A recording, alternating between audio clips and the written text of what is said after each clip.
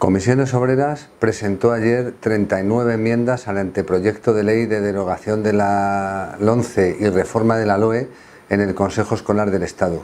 39 enmiendas que tienen la vocación de atender algunas de las insuficiencias que presenta ese anteproyecto de ley y de mejorar algunos aspectos que no quedan suficientemente bien recogidos. En concreto, Comisiones Obreras comenzó manifestando que la derogación de la LOMCE era una exigencia de la comunidad educativa y de la absoluta mayoría de las fuerzas políticas. La comunidad educativa había expresado a lo largo de los últimos años en movilizaciones en la calle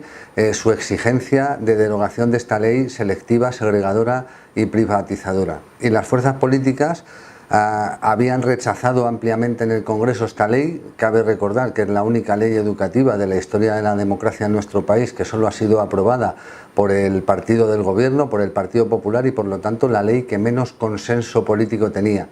Quiero recordar también que las fuerzas políticas se comprometieron en un documento hecho público, la mayoría de las fuerzas políticas de la oposición se comprometieron en este documento hecho público a derogar la LOMCE tan pronto como las circunstancias lo hicieran posible. De modo que la exigencia de la derogación de la LOMCE estaba encima de la mesa y desde Comisiones Obreras consideramos que el gobierno del Partido Socialista tenía la responsabilidad de atender a esta exigencia y de proceder a derogar la LOMCE y hacerlo de forma urgente. Manifestamos Comisiones Obreras en el Consejo Escolar del Estado que este anteproyecto de ley responde a la urgencia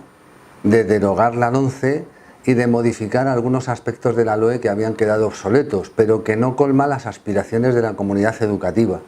Le recordamos ayer desde el Consejo Escolar del Estado al Gobierno, Comisiones Obreras le recordó ayer al Gobierno, que aparte de llevar adelante esta derogación de la LOMCE debería irse pensando en hacer una nueva ley educativa integral que responda a las necesidades de nuestro sistema educativo,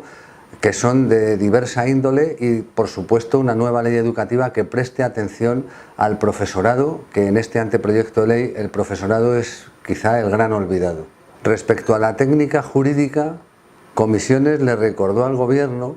que algunas de las cuestiones que van a modificar a través de esta ley orgánica podrían ser modificadas con seguridad jurídica y de forma mucho más ágil por procedimientos de rango normativo inferior a una ley orgánica, por una ley ordinaria, por decreto ley o por decreto. Podrían ser modificados aspectos muy importantes relativos a la participación de la comunidad educativa y al gobierno democrático de los centros, las evaluaciones externas, la evaluación y la promoción del alumnado, la participación de las familias, y que hubiera sido más ágil y más útil y más eficaz haber abordado algunas de estas reformas, no todas, algunas tienen carácter orgánico y no pueden hacerse por norma inferior a una ley orgánica, pero que algunas de estas cuestiones podrían haberse modificado por un procedimiento mucho más ágil, mucho más rápido y con seguridad jurídica. Comisiones Obreras hizo algunas consideraciones de carácter general que también están recogidas en nuestras enmiendas.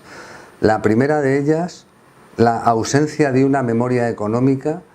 que garantice los recursos necesarios para la implantación de esta ley, así como el compromiso que no está recogido en la ley de recuperar los niveles de inversión educativa anteriores a la crisis. Recordemos, el 5% del Producto Interior Bruto, ahora estamos en torno al 4%, un punto por debajo, 10.000 millones de euros por debajo de lo necesario,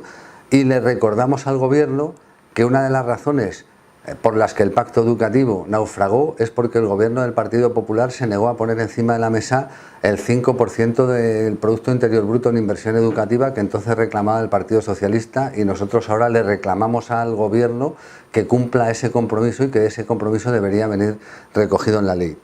En segundo lugar, y con carácter general, llamamos la atención del gobierno sobre la total ausencia del profesorado en este anteproyecto de ley. El profesorado es la clave de bóveda del sistema educativo. La mejor inversión que se puede hacer para mejorar la educación es invertir en profesorado, y le recordamos al Gobierno que el profesorado es el gran ausente en este anteproyecto de ley, y le exigimos también, a través de algunas de las enmiendas, que se pusiera en marcha con carácter inmediato en la Mesa Sectorial de Educación la negociación de un estatuto docente que aborde la formación inicial, los sistemas de acceso a la profesión docente y los modelos de carrera, desempeño, desarrollo profesional que regulen además las condiciones laborales del profesorado para dignificar la profesión docente. Asimismo, le recordamos al Gobierno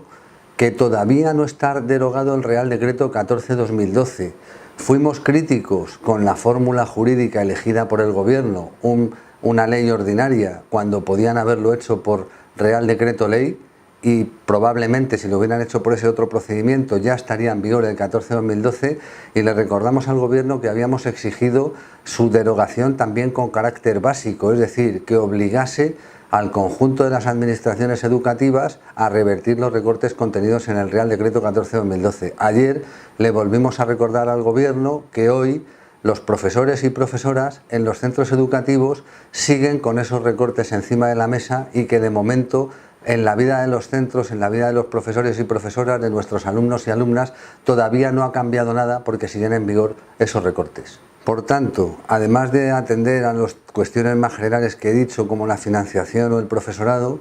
el resto de nuestras enmiendas se orientaban a defender una educación de calidad con equidad, por lo tanto una educación para todos y todas, la participación de la comunidad educativa en el gobierno de los centros, la gestión democrática, la revisión de los mecanismos de elección de equipos directivos, la promoción de una educación en la que se ponga en valor las cuestiones de igualdad de género y la lucha contra el acoso escolar y la violencia, la promoción de la escuela pública, que es la que garantiza la universalización del derecho a la educación, la programación general de la enseñanza y las condiciones laborales del profesorado.